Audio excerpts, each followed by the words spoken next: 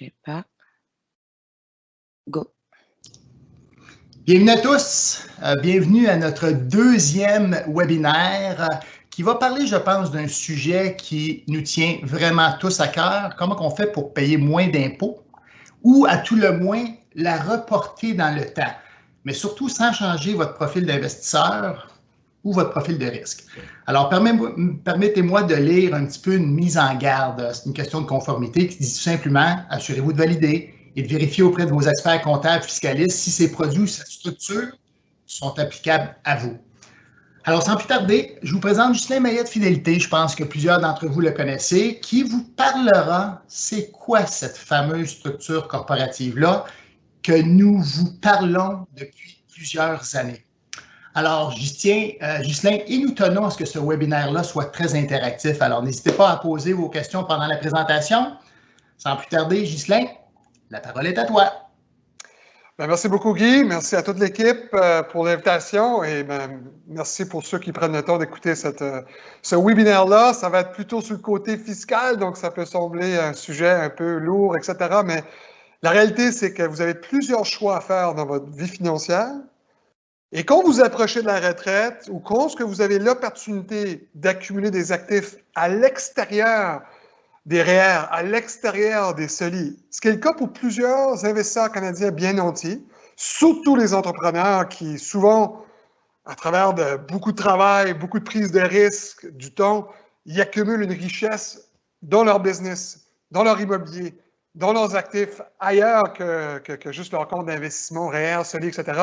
Et quand ça vient le temps de prendre sa retraite, ils se trouvent dans une situation où une grosse partie de leur avoir ou de leur richesse se trouve à l'extérieur des SOLI, jusqu'il n'y a pas d'impôt, ou les REER, jusqu'il y a des différentes règles concernant l'imposition. Nous, on va se baigner dans ce monde-là. On va se baigner pour tout ce qui concerne votre argent aujourd'hui, qui est dans un compte taxable. Et je vous invite aussi, si vous n'êtes pas déjà à la retraite, d'imaginer votre retraite, que ce soit loin ou bientôt, l'argent que vous allez avoir qui sera encore une fois pas dans le REER, pas dans les SOLI. Parce que tout ce qu'on va discuter s'applique à ces avoirs-là, ces contrats-là. Ou vos choix de placement, c'est pas juste une question, est-ce que j'investis au Canada versus l'étranger, est-ce que j'investis dans des fonds versus des stocks, est-ce que j'investis dans des fonds négociés en bourse versus des placements privés. Vous avez plein d'options. La beauté de travailler avec Guy Daigneault et toute son équipe, c'est qu'ils ont toutes les options du monde. Mais dans votre série de choix à prendre, les choix que vous faites d'un point de vue comment vous allez vous faire taxer et quand vous allez vous faire taxer va avoir beaucoup d'impact sur la qualité de votre retraite ultimement, la qualité, le montant net dans vos poches, de vos revenus, de vos placements. Et on va essayer d'explorer tout ça. Guy sait très bien que je peux partir sur un monologue pour la présentation, mais ce n'est pas l'objectif.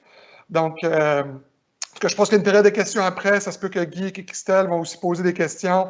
En tout cas, je vous invite juste tous à ne pas être gênés. Puis si je parle de quelque chose qui c'est pas clair, ou peut-être mon action n'est pas claire, c'est pas grave, arrêtez-moi. Je ne sais pas si je vais le dire différemment, mais peut-être je vais le dire plus longuement ou ajouter un petit peu plus de détails. Nous aussi, on aime ça de faire sûr que les gens comprennent qu'on a des solutions fiscalement sourcées, fiscalement avantageuses. Il n'y a aucune ambiguïté auprès des fiscs canadiens, Revenu Canada aussi, etc. Ceci dit, on vous invite quand même à consulter, comme que Guy l'a dit, vos experts en fiscalité, parce que c'est eux réellement qui peuvent vous aider là-dessus. Ceci dit, ce n'est pas tous les experts, ce n'est pas tous les comptables qui peuvent possiblement être au courant de toutes les options et toutes les solutions dans notre domaine du placement. Donc, c'est possible. Ça arrivé plein de fois dans le passé, parce que ça va faire à peu près 15 ans que je présente sur ce sujet-là. Ça fait à peu près 20 ans que je travaille à Fidélité. Puis il y a une partie de cette solution-là que nous, on a inventée en 2001. Et il y a d'autres films qui l'ont produit encore. Mais où je m'en vais avec ça, c'est que même si ce n'est pas nouveau, ce n'est pas nécessairement connaissance commune, même auprès des fiscalistes experts, parce qu'ils ont plein de choses à connaître, ils ont plein de choses à maîtriser. Donc, s'il y a des parties de la présentation qui vous intéressent et que vous êtes assez convaincu que, effectivement, ça pourrait beaucoup aider votre situation fiscale, carrément réduire votre facture fiscale chaque année et pour des décennies, surtout pour les gens qui arrivent à la retraite, et que vous voulez l'appliquer, premièrement, il faut premièrement consulter Guy, Christelle, Claudine et toute votre équipe pour faire sûr que c'est vraiment un fit. Et si jamais vos experts en fiscalité ne maîtrisent pas cette solution-là, il y a toutes sortes d'informations qu'on peut vous partager. Et ma disponibilité pour le groupe d'Egno, ça va au-delà de juste un webinaire. C'est arrivé à quelques reprises qu'on a travaillé directement dans des dossiers. Mais ça commence tout avec un appel à Guy ou son équipe pour voir le fit exact. Bon, j'ai déjà dit que vous avez du choix, mais en gros, les deux techniques principales pour réduire votre facture fiscale, et donc, en passant, lorsque je parle de réduire votre facture fiscale, je parle de laisser de l'argent dans votre compte. Parce que la plupart du monde vont prendre l'argent net qu'ils ont besoin pour leurs besoins de retraite. En passant, la prestation n'est pas seulement pour les gens à la retraite, mais c'est juste, c'est ces scénarios-là où on a un impact extraordinaire. Contrairement à comparer à plein d'autres types de revenus que vous pouvez recevoir dans votre retraite. Mais il y a deux grandes techniques. Il y a réduire la facture fiscale par l'utilisation d'une structure comparative, et ça va être la première partie de la présentation. Et deux, il y a différer l'impact fiscal. Donc ça, c'est les deux grandes options que vous avez. C'est réduire la facture fiscale où vous le pouvez. Il y a certaines instances où on ne peut pas la réduire pour vous. Il y a d'autres instances qu'on peut la réduire de 50%. En fait, il y a deux instances, puis on va en parler. Et l'autre technique, c'est de repousser la facture fiscale.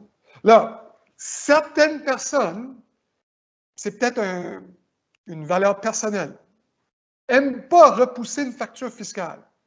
Parce que certaines personnes peuvent voir ça comme une dette. Je vais devoir de l'argent au fisc, puis je ne veux pas pousser ça, et puis je respecte ça, je ne suis pas le genre qui aime beaucoup la dette, ou à moins que c'est une dette d'investissement. Et les gens, des fois, croient cette valeur-là avec la facture fiscale.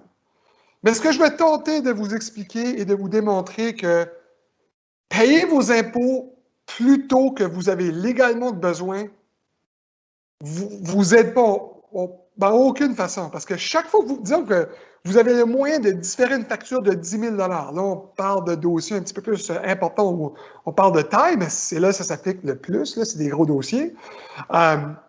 Si vous avez l'opportunité de différer une facture de 10 000 $ par année à, on va dire, 20 à 30 ans plus tard, mais le 10 000 $ qui n'est pas parti à Revenu Canada, c'est un 10 000 $ qui reste dans votre compte. C'est un 10 000 $ qui fait des petits bébés. On parle du rendement composé, un 10 000 $ qui reste investi, indépendamment si vous êtes conservateur et que le rendement va être faible, ou que vous êtes plutôt agressif et que le rendement va être plus intéressant, ça n'a pas de différence. Le rendement va être au rendez-vous parce que l'argent reste dans votre avoir, continue à travailler pour vous, versus aller à Revenu Canada, même si ultimement, quand on parle de différer de l'impôt, on parle de payer pareil. C'est juste de bien choisir. Hein. On le paye-tu là ou on le paye-tu dans 10, 20, 30 ans? Puis même là, on peut choisir quand on le paye. On va tout explorer ça. Donc, la présentation est structurée en deux volets. Le premier volet, c'est la structure coopérative. Et effectivement, Guy, ça fait des années qu'il connaît bien cette structure-là. On fait les deux structures. Donc ça, on va juste... Puis vous l'avez peut-être déjà entendu, il vous l'a peut-être déjà parlé. Vous l'avez peut-être déjà, mais vous ne savez même pas. On va vous l'expliquer. Et les bénéfices surtout. Deux, c'est plutôt axé pour les gens qui ont besoin du revenu de retraite ou un revenu quelconque, ou qui anticipent recevoir du revenu parce qu'ils sont en train de planifier à leur retraite. Donc, même si vous n'êtes pas encore à la retraite, vous n'avez pas encore besoin d'un revenu de vos portefeuilles, c'est pertinent quand même de penser d'avance. Personnellement, j'ai 43 ans et je sais déjà que, je l'applique déjà, 100% de mes actifs à l'extérieur des REER sont dans une structure coopérative. Et deux, j'ai bel et bien l'intention d'utiliser la deuxième solution pour mon revenu de retraite. Alors, on commence avec la première section. Ceci, c'est les avantages de la structure coopérative. Et là, s'il y a des fiscalistes experts ou des CPA ou des CA, en tout cas, il y a différentes personnes qui pourraient avoir différentes questions techniques. Si vous les avez, on va les répondre. Mais pour l'intérêt du temps, je vais directement aller dans le bénéfice. Et si vous voulez comprendre comment est-ce qu'on crée ce bénéfice-là, ça sera à vous de poser les questions et on peut vous l'expliquer. Bon, quand vous investissez de l'argent dans un compte taxable, il y a différentes personnes qui appellent ça différentes choses. Là. Je ne sais pas, Guy, appelles-tu ça un compte ouvert, un compte normal, un compte taxable? Juste, Ghislain, peut-être pour enchérir, ce qui arrive, c'est on parle souvent avec nos clients comme des comptes non enregistrés. Non enregistrés. Alors, des comptes non enregistrés, c'est ce qu'on appelle des comptes hors REER, mais aussi les gens, ce qu'ils vont voir, ils vont voir dans leurs états de compte un compte marge, autant canadien qu'US. Alors, ces comptes-là, quand ils les voient sur leurs états de compte, ce sont ce qu'on appelle les comptes non enregistrés ou non taxables ou hors REER, comme tu disais tout à l'heure. OK, magnifique, merci. Donc, pour ces comptes-là, vous avez deux choix de législation d'un point de vue fiscalité. Vous pouvez investir sous les lois de fiducie. C'est la première colonne. Les fiducies, on parle d'actions. Si vous achetez une action, bien, vous ouvrez un compte qui est une fiducie légalement, et dans ce compte-là, vous mettez de l'argent, puis de ce compte-là, avec de l'argent, on déploie l'argent dans des stocks, des actions de compagnie. Ça, dans ce cas-là, vous êtes sous les lois de la fiducie. Même chose si vous achetez des obligations directement. Et encore une fois, même chose si vous achetez des fonds négociés en bourse. Tous ces produits-là sont enregistrés sous les règles légales et fiscales des fiducies. Et les fiducies au Canada, en anglais, le terme, c'est flow-through entity. Je n'ai jamais trouvé une bonne traduction en français. Le groupe peut m'aider s'ils veulent. Mais en gros, un flow-through entity, ça veut dire que si j'investis dans un stock qui me paye un dividende canadien, je vais recevoir un dividende canadien. Si j'investis dans Apple qui me paye un dividende, mais ce n'est pas la même taxation que si j'achète de la Banque nationale, c'est un dividende étranger, 100% taxable. Ça, c'est un revenu étranger. Donc, je retiens et je maintiens la nature du revenu. Si j'investis dans un produit garanti, indépendamment lequel, qui me verse de l'intérêt, indépendamment de la source, de l'intérêt au Canada, c'est 100% taxable. Donc, si je reçois 10 000 d'intérêt, je dois déclarer 10 000 d'intérêt. Et si j'achète un fonds négocié en bourse, puis il y en a des 1000, qui investit une combinaison d'actions canadiennes, actions étrangères et du revenu fixe, je vais recevoir des gains en capitaux, des dividendes canadiens, du revenu étranger et du revenu d'intérêt aussi. Donc, en gros, les règles de fiducie ne nous permettent pas de changer la nature ou le type de taxation que vous allez recevoir. Ce que nous, on vous propose et ce qu'on offre depuis maintenant longtemps, il y a différents termes. Il y a catégories de sociétés, il y a les fonds corporatifs, il y a les fonds structure co. Il y a différents termes de différentes compagnies. Ce n'est pas unique à Fidélité. Celui-là, ce n'est pas nous qui l'avons inventé. Ça a été inventé par une compagnie canadienne qui s'appelle CI. Il y a au-delà de 30 ans. Nous, ça fait à peu près 20 ans. Différentes institutions-là. Il y en a quand même plusieurs qui ne l'ont pas parce que si vous ne l'avez pas lancé il y a longtemps, c'est difficile d'en lancer de nouvelles pour des raisons techniques et historiques aussi. On est chanceux d'avoir lancé la nôtre il y a 2 décennies. Elle est très en santé. Donc, la liste qu'on a là, c'est les différences de taxation. Je ne vais pas passer à travers la liste complète, mais les plus importantes, c'est les 2 premiers. Si vous êtes un investisseur conservateur ou vous anticipez être plus conservateur à fur et à mesure que vous avancez dans votre vie financière, ça va vous porter à investir plus dans des produits garantis et moins à la bourse. Et quand on se redit plus dans des produits garantis, on parle d'obligations, on parle de n'importe quoi qui génère de l'intérêt. Si vous n'êtes pas dans une structure coopérative et vous êtes dans le monde des fiducies, ce qui est, pour la plupart des investisseurs, ils se trouvent là, ils payent des taxes, ils ne sont pas obligés, pas obligés tout de suite en tout cas, vous allez recevoir de l'intérêt. Donc, le petit crochet, ça veut dire que si vous recevez 10 000 d'intérêt, vous devez déclarer 10 000 d'intérêt. C'est sujet à votre taux marginal personnel. Et si c'est au Québec, le plus haut, c'est 53,3 %, mais la moitié part à l'impôt, un petit peu plus. Si nous, on achète pour vous le même placement garanti, les mêmes obligations, dans le cadre de la structure coopérative, puis là, je vais juste faire sûr qu'on se comprend bien, je vais sortir mon petit stylo, ou encore mieux mon petit laser. Ici, ben, ce n'est pas imposé en intérêt, c'est recaractérisé en gain en capital différé. Puis, quand je parle d'intérêt à gain en capital, d'un point de vue imposition, ben, je parle d'un taux d'imposition qui passe de l'intérêt au plus haut taux. De différentes personnes à différents taux. Puis si votre revenu est moins que 225 000 $, c'est clair que ça va être plus petit. Mais la relation reste la même. Vous allez toujours payer plus de taxes, indépendamment si vous déclarez beaucoup de revenus ou pas beaucoup de revenus, sur de l'intérêt et du revenu étranger que des gains en capital. Donc, si je convertis tout l'intérêt de votre revenu fixe vers des gains en capital, je réduis votre facture fiscale, votre taux d'imposition de 50 % aujourd'hui. Et en plus, ce gain en capital-là, ce n'est pas un gain en capital qui va être distribué à la fin de l'année par votre fonds chez nous ou votre mandat privé chez nous. Il peut avoir des distributions de gains au capital, mais ça vient d'une autre source. Ça, c'est le gestionnaire qui a tradé des stocks, puis il a vendu plus de stocks à gain qu'il a vendu à perte, et le net doit être distribué. Mais votre revenu qui vient de la partie conservatrice de votre portefeuille, des obligations, tout ce qui génère de l'intérêt, on le convertit en gain au capital, et c'est vous qui allez choisir, technique numéro 2, quand vous allez payer votre impôt. C'est le jour où vous vendez votre placement. Puis chez nous, ben, c'est flexible, vous le vendez quand vous voulez. Et c'est là que vous allez payer vos taxes. Mais 50% moins de taxes. Donc, de la première ligne ici, la structure coopérative accomplit technique 1 et 2. J'ai réduit la facture fiscale de 50% pour les investisseurs conservateurs ou la partie de vos avoirs conservateurs. Et 2, technique 2, je repousse. Je choisis je vais la payer celle-là, cette taxe-là, mais je ne vais pas la payer tout de suite parce que je n'ai pas de retour à investissement sur mes taxes. Point numéro 2, c'est la même chose que point numéro 1. Un revenu étranger, puis on se comprend, une petite parenthèse, on ne peut pas avoir un portefeuille diversifié au Canada. On se doit d'avoir une diversification à l'étranger. On n'a pas de compagnie technologique, on n'a pas beaucoup de compagnies des soins de santé, on n'a pas beaucoup dans les secteurs de consommation de base, et la liste est longue. Ce qu'on a, c'est des services financiers, des ressources naturelles, de l'énergie et quelques petites boutiques à droite et à gauche, pas assez pour diversifier un portefeuille. Donc, puis plus, la diversification est beaucoup plus importante que la fiscalité.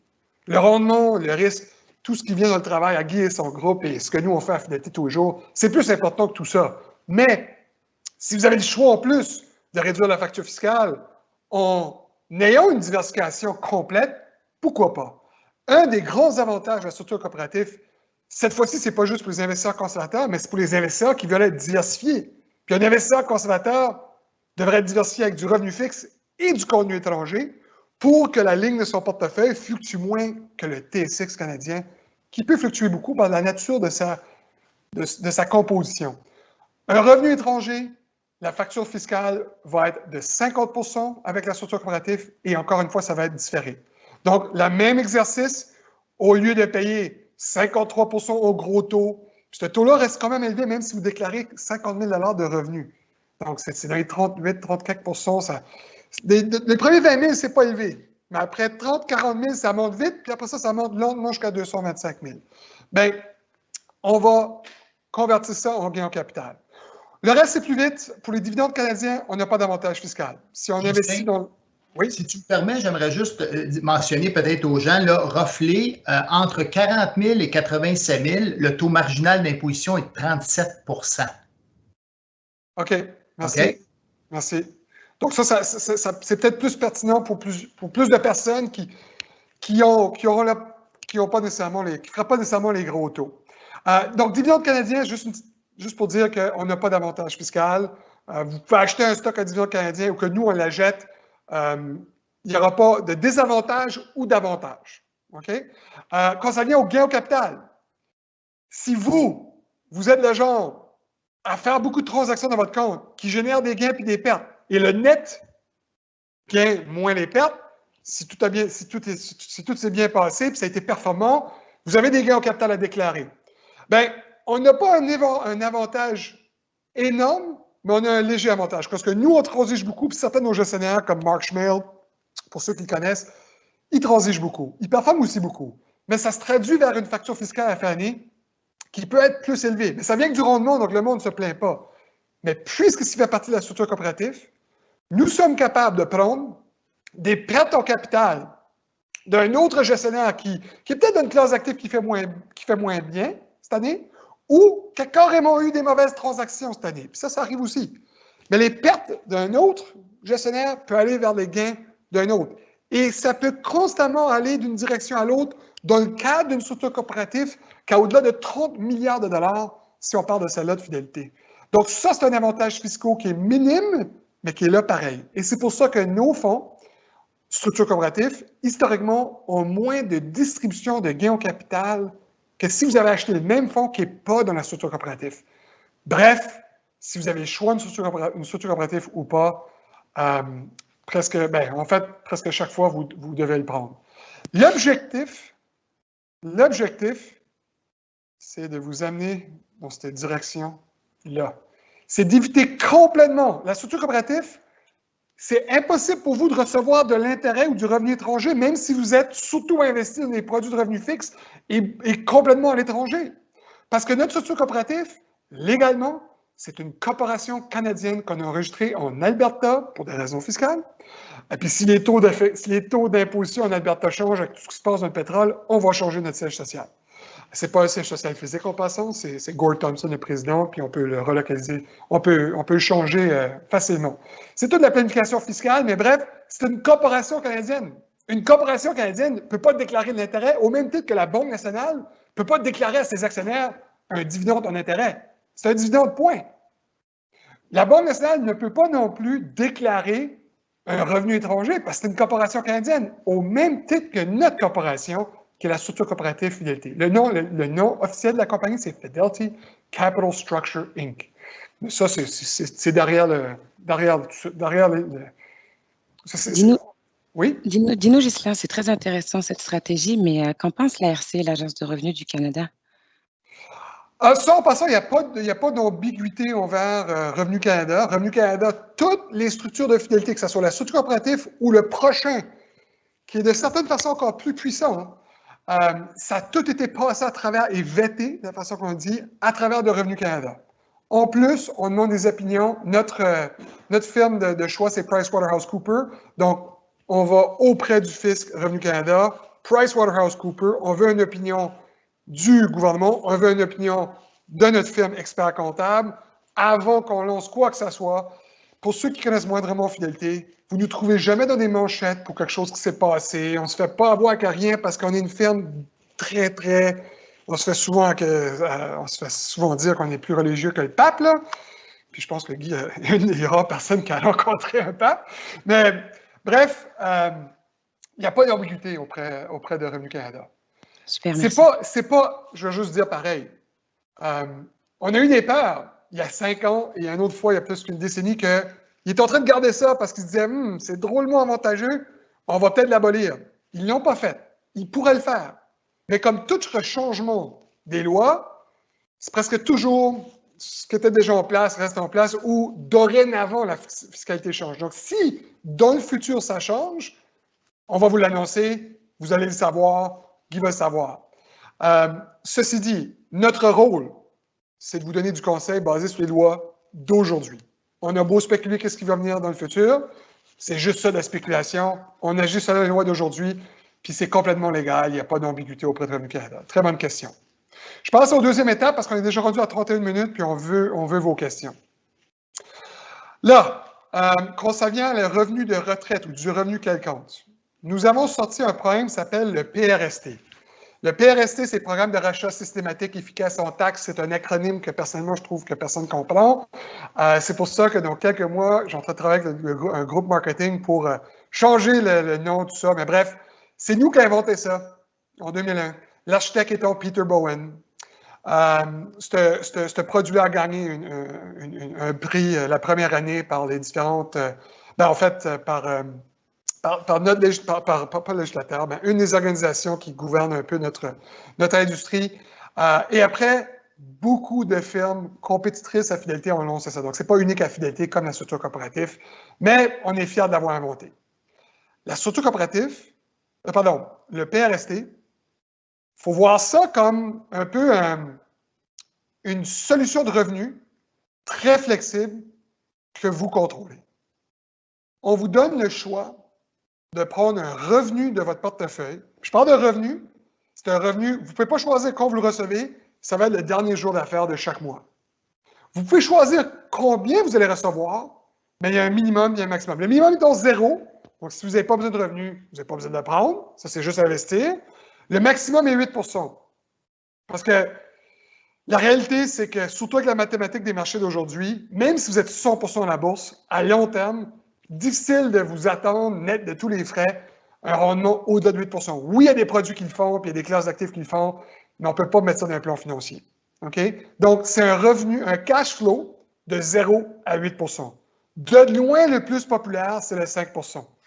Là, on se comprend que le marketing a été fait pré-COVID. Je ne pense pas qu'il y en a de vous qui vont prendre une croisière à très, très court terme. Mais c'est un service de revenu. Mais ce revenu-là, on le classifie comme un retour de capital ou un remboursement de capital. Il faut qu'on explique c'est quoi un remboursement de capital. Un remboursement de capital, c'est une autre source de revenus.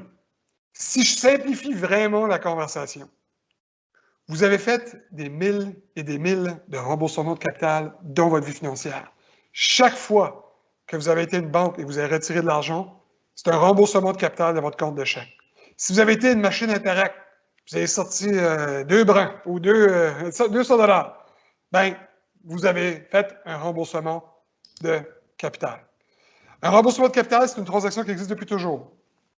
Ce qu'on a fait en 2001, on a pris le concept légal de remboursement de capital, puis on l'a appliqué à plusieurs différents fonds qu'on vous offre.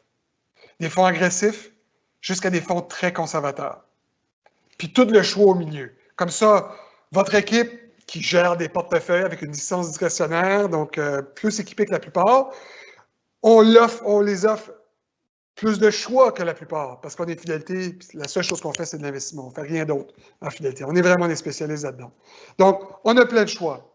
Puis, indépendamment, si Claudine veut avoir plus de contenu étranger, plus de contenu canadien, plus d'un certain gestionnaire, plus d'un autre, etc., bien, on a un service de remboursement de capital attaché à plusieurs produits. Quand le client, surtout ceux-là que la retraite, reçoit le dernier jour d'affaires de chaque mois, un remboursement de capital, puis si vous prenez le T5, bien, c'est 5 % de l'argent que vous avez investi, ou à peu près, divisé par 12 paiements. C'est aussi simple que ça. Donc, si vous investissez, on va dire, 1 million de dollars, on utilise un chiffre rond, là, parce que ça fait des chiffres ronds, puis c'est simple, puis vous prenez notre option à 5 %, bien, vous allez recevoir 50 000 $ par année, divisé par 12 paiements, puis l'argent va aller dans votre compte de chèque le dernier jour d'affaires de chaque mois. Des fois, des brokers, ils font verser dans leur compte de courtage, puis du compte de courtage, on vous verse un paiement. C'est comme ça, vous pouvez choisir votre date aussi. Les 12 paiements, Ghislain, vous allez... Peut-être juste pour faire une petite aparté, ici, Ghislain, si tu me permets, oui. Pour les clients, là, souvent, ce qui va arriver, c'est que tu parlais de revenus, mais ça va parler dans leur rapport, ça va être marqué distribution. Oui. Et la distribution, c'est ce que c'est à ce moment-là. Alors, l'aspect fiscal n'est pas dans le rapport qu'ils reçoivent à tous les mois, mais ça va être indiqué comme distribution. Alors, je voulais juste faire mention pour les gens, des fois, quand ils se posent la question, ils vont voir écrit remboursement de capital ou bien distribution, c'est vraiment distribution dans le système. Oui, différents systèmes de différentes firmes vont avoir différentes nomenclatures pour différentes distributions. Je ne connais pas exactement celle de la Banque nationale, mais Guy a raison, c'est une distribution. Au même titre qu'à la fin d'année, tous les fonds peuvent, incluant les fonds de structure coopérative, peuvent distribuer des distributions de gain au capital. Si vous achetez un stock ou vous achetez un fonds qui investit dans des stocks à dividendes, vous allez recevoir des distributions de dividendes. Et la seule chose, c'est qu'avec la structure coopérative, nous, on élimine complètement la possibilité de recevoir les deux pires types de distributions qui viennent de la diversification étrangère ou les investisseurs conservateurs. Donc ça, c'est le gros avantage de la structure coopérative. Le PRST, c'est on a déjà les avantages de la structure coopérative qui est là. On élimine complètement les deux formes de taxation. On n'élimine pas du tout les dividendes canadiens. Ce n'est pas nécessairement mauvais dans certaines situations. On minimise et on diffère beaucoup les gains au capital, puis on maximise le remboursement de capital. Voici l'effet net.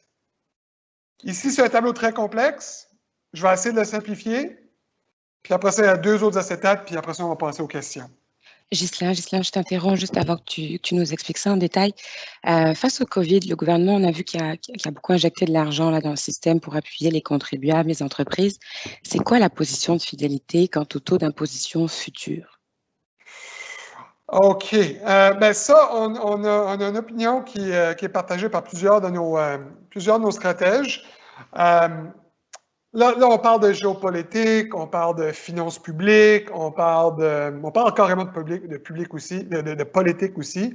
La réalité, c'est que le COVID-19, la réaction des gouvernements mondiaux envers le shutdown économique forcé qui était le mois de mars, puis après ça, une reprise économique orchestré de façon très longue pour le bien de la santé publique. Il y a certaines personnes contestent, il y a d'autres personnes qui acceptent, mais on est là pareil. Ça coûte cher aux payeurs de taxes futurs parce qu'il y a beaucoup de dettes qui ont été créées. Là, les banques centrales peuvent absorber et vont absorber la majorité de cette dette-là dans le futur. Mais c'est quand même assez... c'est pas impossible de prévoir que les taux de taxation, surtout pour ceux-là qui sont plus fortunés, vont augmenter. C'est-à-dire que peut-être les taux vont aller encore plus haut. Je trouve que c'est déjà très élevé au-delà de 50 %, mais c'est pas impossible que ça monte. Mais surtout ici, c'est possible que la taxation sur les dividendes canadiens et les gains au capital pourrait augmenter parce que ça serait... Je ne dis pas que c'est bon ou pas bon. Je ne dis pas que ça va faire une grande différence dans la dette publique ou non. C'est juste qu'il y a beaucoup de pour parler de ça.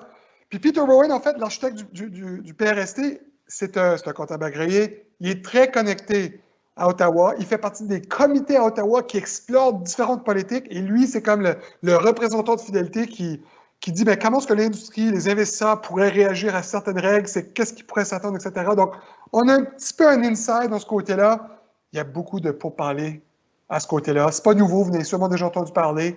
À voir qu'est-ce qui va arriver. Donc, malheureusement, pour ceux qui sont sujets à des taux d'imposition, des strates plus élevés, c'est possible que ça va augmenter. Là, si les taux d'imposition, c'est gain au capital et dividende, il y a une partie de la structure coopérative qui devient un petit peu moins efficace. Elle devient quand même plus efficace. Elle est quand même mieux que pas de structure coopérative, mais elle devient un petit peu moins efficace. Le PRST devient plus efficace parce que la facture qu'on n'envoie pas à Revenu Canada va être encore plus grande si le taux d'imposition augmente. Donc, le remboursement de capital devient, ou le différer l'imposition au max, devient encore plus payant. Voici comment est-ce que c'est payant. Ici, on va prendre l'exemple du milieu. Je fais beaucoup affaire, je couvre aussi la région d'Ottawa, francophone, etc., Gatineau, puis il y a beaucoup de fonctionnaires. Puis il y a des fonctionnaires qui ne sont pas juste fonctionnaires, ils accumulent de la business, ils ont des business, ils ont de l'immobilier, c'est des économes, etc. Et j'ai travaillé plusieurs dossiers qu'il y a quand même... donc, eux, par contre, ils ont un revenu de base, qui est leur fonds de pension. Donc, on assume ici qu'une personne a déjà, à la retraite, 100 000 $ de revenus imposables. Ce n'est pas tout le monde qui a ça, mais il y en a pareil. Et là, ils ont de l'argent à placer. Dans ce cas-ci, j'ai pris un exemple qui ont 500 000 $ à placer. Puis 500 000 $, ils veulent 5 %.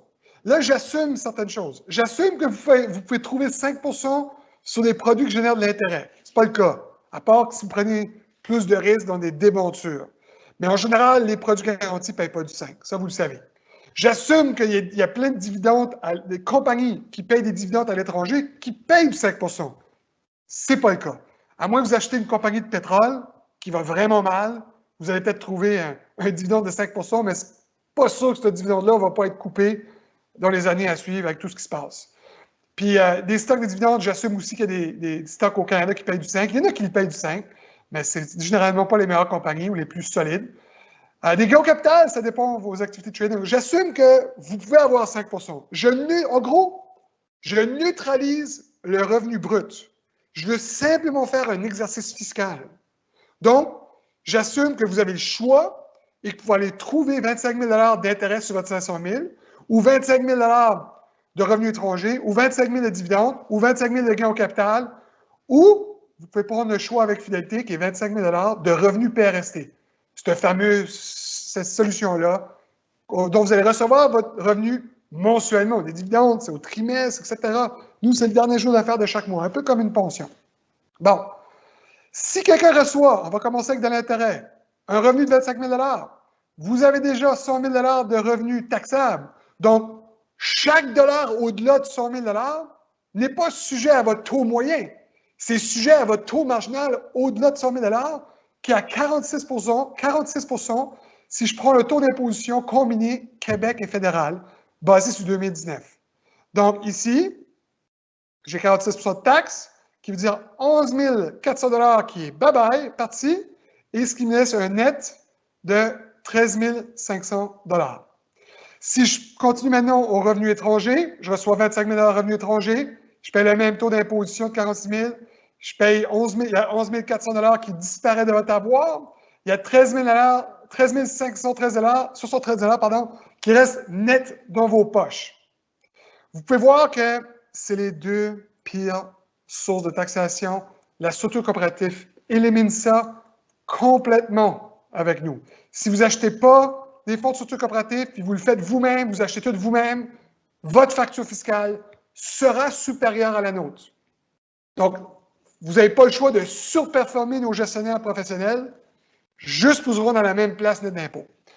Après, on parle de dividendes. Des dividendes canadiens, c'est déjà mieux. Parce que 25 000 $, ça va dire une facture fiscale de 30 ce qui veut dire 7 390 $, ce qui laisse 17 000 dans vos poches. Vous pouvez voir que le choix de taxation a un impact sur la qualité de votre retraite, le revenu net de taxes. Si vous êtes un trader, puis vous faites plein de transactions, puis vous générez du revenu par les gains aux capitaux de vos transactions, bien, c'est encore mieux que les dividendes. Votre facture fiscale descend, 5 700. À moins que vous faites ça professionnellement, ça va devenir du salaire. Si vous avez trop de transactions, même dans un CELI. J'ai un ami, là, Jérôme le connaît très bien. Là, j'ai un ami, Guy connaît très bien Jérôme, un de mes bons amis, qui trade beaucoup, puis qui risque de se faire avoir avec le fisc, puis ça va être traduit en salaire, même si on a un CELI. Donc, bref, 25 000 $ devient 19 000 $.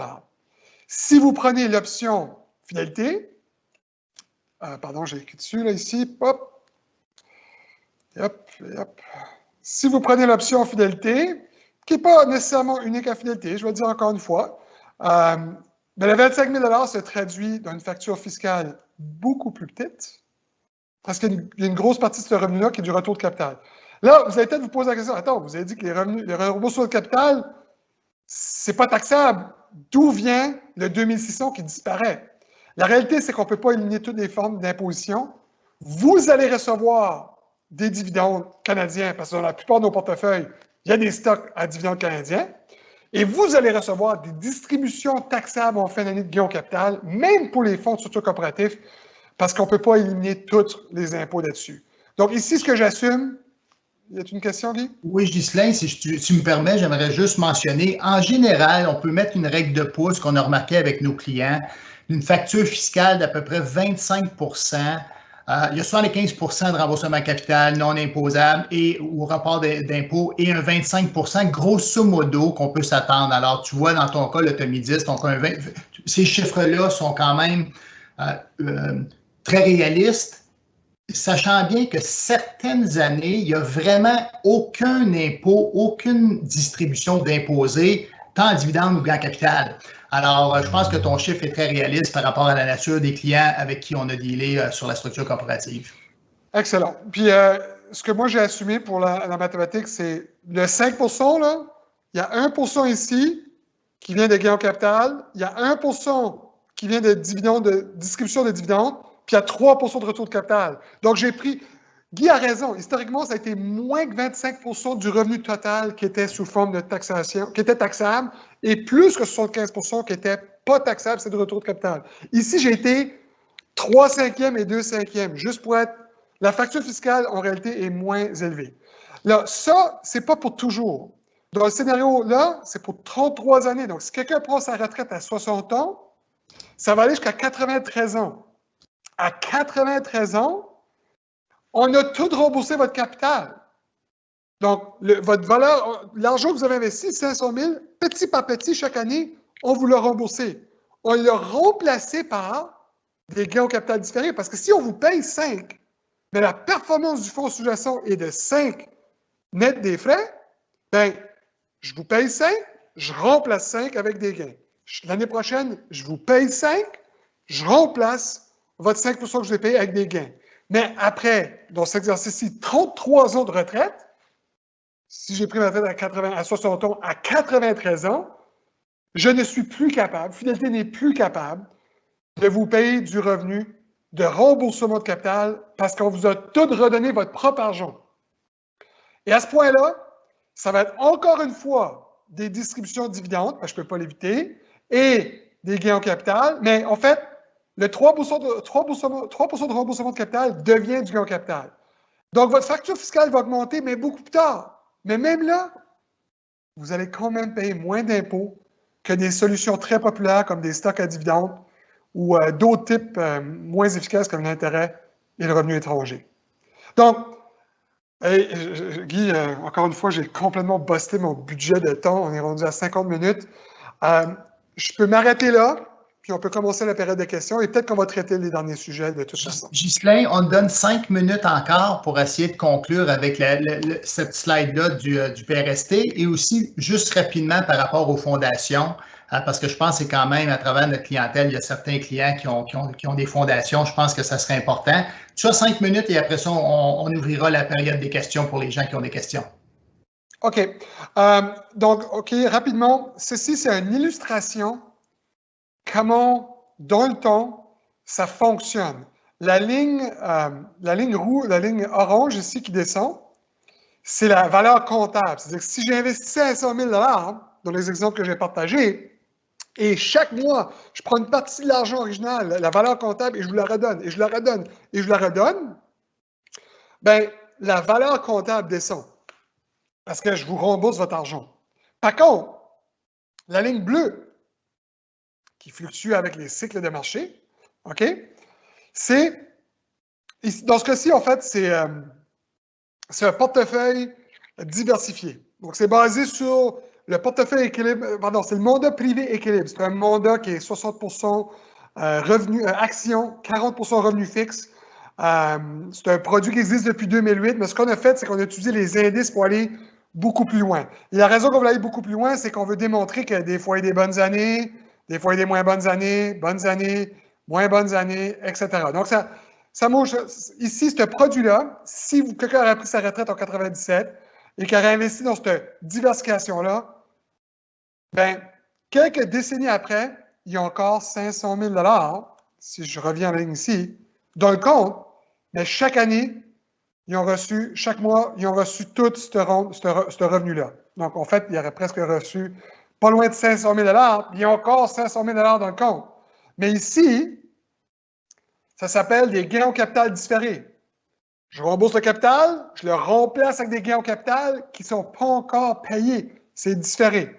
Donc, ces taxes-là, éventuellement, il faut les payer. Donc, si à ce moment-là, n'importe quel moment, vous dites ici, je vends mon placement.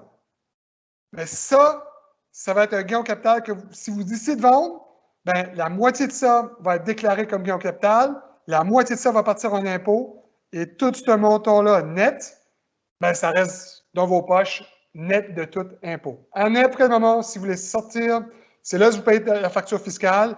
Mais idéalement, c'est de faire un commitment à long terme parce que le plus longtemps que vous repoussez la facture fiscale, le plus que les avantages fiscaux se composent une sur l'autre. Vous n'êtes pas obligé, vous pouvez la repousser. Il y a des gens qui ont...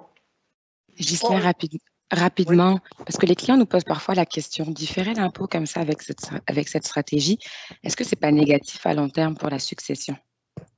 Très, très, très bonne question. C'est vrai qu'on diffère l'impôt. Donc, dans plusieurs des cas, la facture va réellement être différée au décès.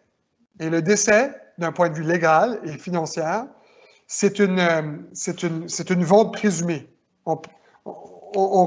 C'est comme si, même si la succession ne vend pas les actifs, laisse le portefeuille en place, d'un point de vue fiscal, tous les impôts qui ont dû être payés doivent être déclarés là. Les gains au capital doivent être payés.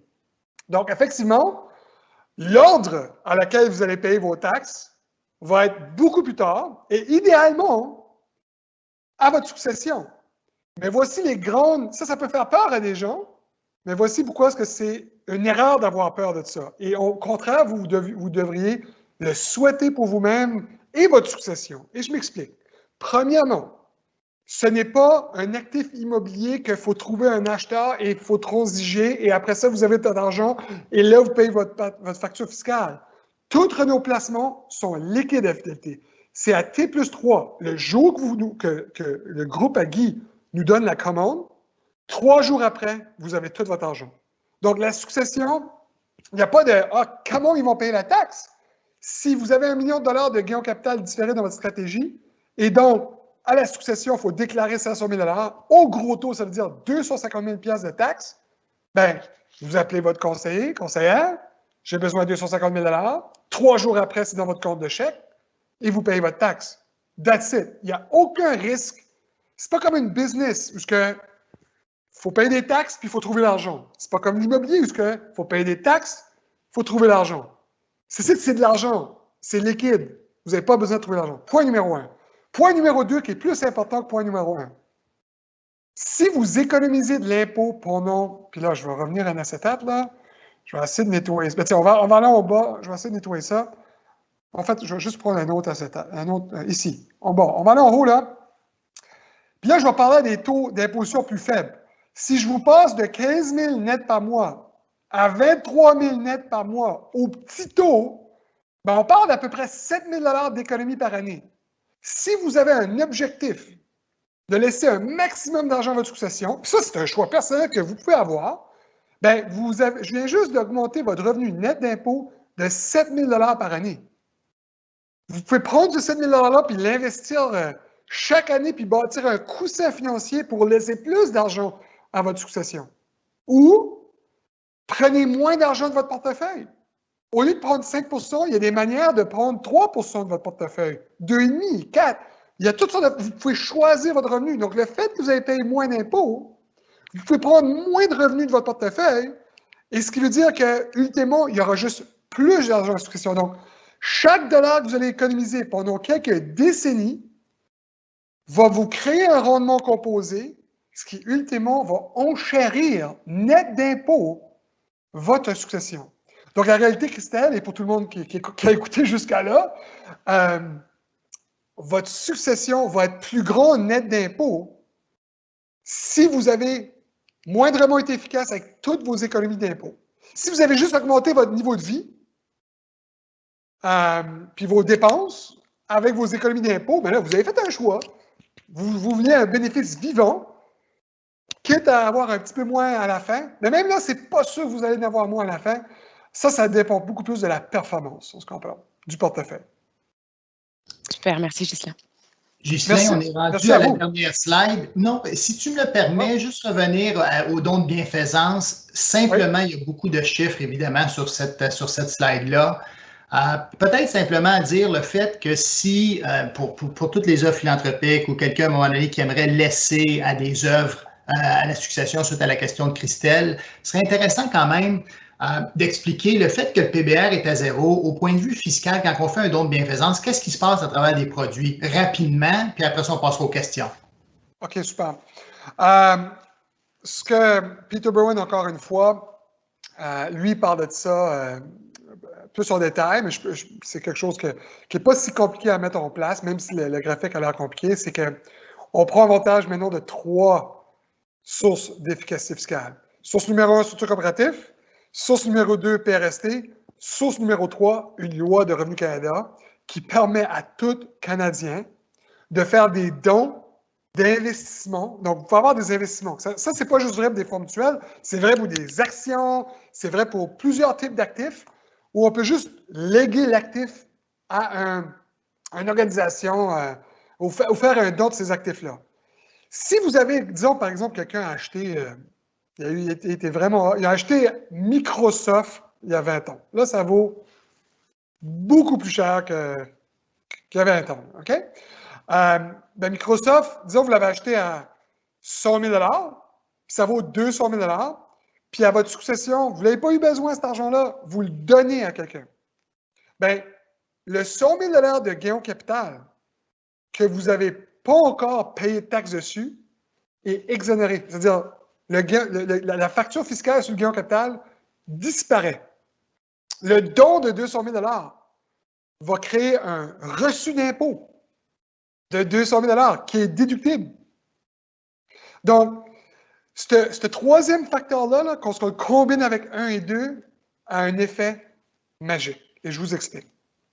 Nous avons déjà des... Là, moi, je vais en parler plus, puis surtout le monde qui a l'intention de donner, puis si oui, bravo, il y a plein de monde très fortuné qui peuvent facilement donner plus.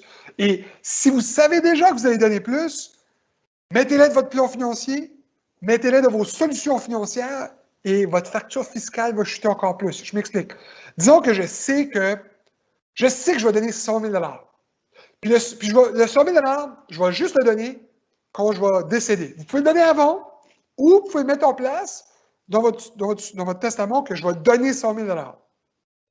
Mais ce que vous faites, le 100 000 $, vous précisez dans votre testament que je veux que ce soit un don en part, pas en cash, mais je vais donner des parts d'un placement. Dans ce cas-ci, ce serait des parts de fonds coopératifs de fidélité. Donc, disons que c'est 100 000 $ que vous voulez donner. Vous le savez déjà. Mais voici la façon, d'une façon de donner 2 fois. De vous le donner une fois, puis le donner après ça à la charité encore. Vous prenez 100 000 $, vous mettez en place dans un fonds coopératif, comme ça, vous minimisez la facture fiscale d'ici votre décès et d'ici le don. Après ça, puis encore une fois, vous pouvez le faire pendant que vous êtes vivant. Vous n'êtes pas obligé d'être une stratégie de succession pure. OK? Le 100 000 $, prenez le PRST maximum, le 8 %. Prenez tout l'argent. Là, ça se peut que vous ayez besoin ou pas. Prenez-le pareil. Puis si vous n'avez pas de besoin dans votre vie financière, bien, réinvestissez-le ailleurs. Peut-être donnez-le à vos enfants d'avance. Faites ce que vous voulez avec, mais prenez-les de votre compte, de votre placement fidélité. Parce qu'en prenant ce 8 %-là, le PBR va descendre. Je vais renettoyer ça. Le coût de base ajusté va descendre. Et éventuellement, tu veux qu'il se rende à 0. Puis une fois qu'il est à 0, votre compte, disons que c'était 100 000 $, c'était pas 500 000, c'est tous des gains au capital différés. Et c'est ça que vous allez donner. Comme ça, tous les gains au capital qu'on a générés pour vous dans le temps, qui est comme, on a remplacé l'argent que vous avez dépensé ou vous avez investi ailleurs, c'est tous des gains au capital qui sera libre d'impôt. Vous ne paierez pas de taxes sur ce 100 000 $-là de gains au capital différé, 0. Et votre succession va recevoir un don de charité, ou si vous êtes encore vivant, vous allez recevoir un don de charité. Ça, c'est la façon de loin la plus efficace de donner de l'argent. Puis si vous payez moins d'impôts dans le processus, vous pouvez donner encore plus ou en garder plus pour vous-même. C'est très efficace. Une belle stratégie. Christelle, est-ce qu'on est prêt à ouvrir les questions? Il reste encore quelques minutes avant que nous terminions. Est-ce qu'il y avait des questions que tu voyais? Ton microphone n'est pas ouvert? Pardon. Non, pour l'instant, je ne vois pas de questions, mais si certaines personnes en ont, on les invite à les écrire. Sinon, entre-temps, écoute, Ghislain, je voulais vraiment, te remercier infiniment. C'est très apprécié. Évidemment, on ne peut pas prédire le futur, là, mais je pense qu'on en discute tellement souvent de la structure corporative et ce n'est pas toujours évident à comprendre, mais je pense que la conclusion de ton tableau, de ton exemple de 100 000 $ nous permet de voir l'avantage fiscal. Et si on paie moins d'impôts aujourd'hui, c'est un peu comme quand on fait une cotisation REER, on repousse l'impôt, il y a un gros avantage fiscal à la fin. Et ultimement, tu as raison, la gestion de portefeuille demeure toujours numéro 1.